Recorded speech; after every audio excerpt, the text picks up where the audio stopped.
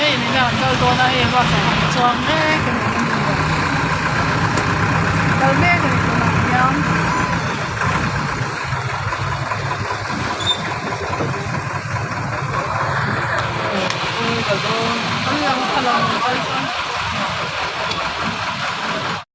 tôi này em để chua mà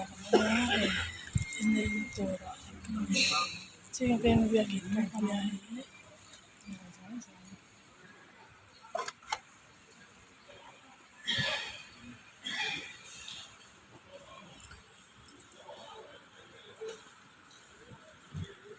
tôi là giờ đây là làm mẹ cả làm mẹ cái này tôi là mà coi Có số đi đi tên là làm gì nữa đi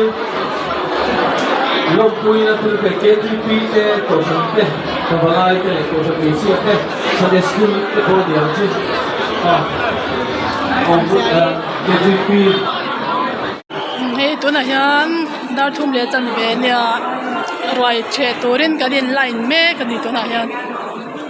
hey bây giờ nói à khá gần là số hóa rồi trẻ tôi đến cái điện line mẹ cái gì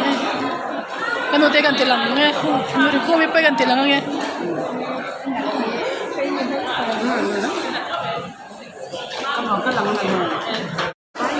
rồi trẻ tôi đến cái line mẹ cả cái nô tê này cái điện line mẹ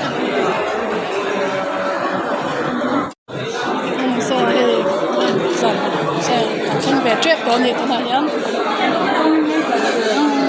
về chuyện tôi đến còn chẳng về chuyện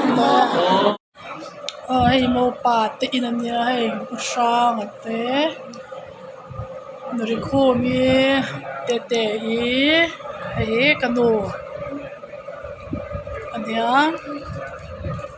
hey tu rồi cái chuyện dấu anh đi là cái lâu rồi cái là tu mà làm lâu nhỉ hey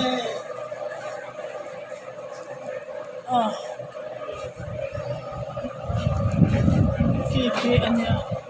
Khi mình chỉ cần chụp hình này là cái kia là cái này anh đấy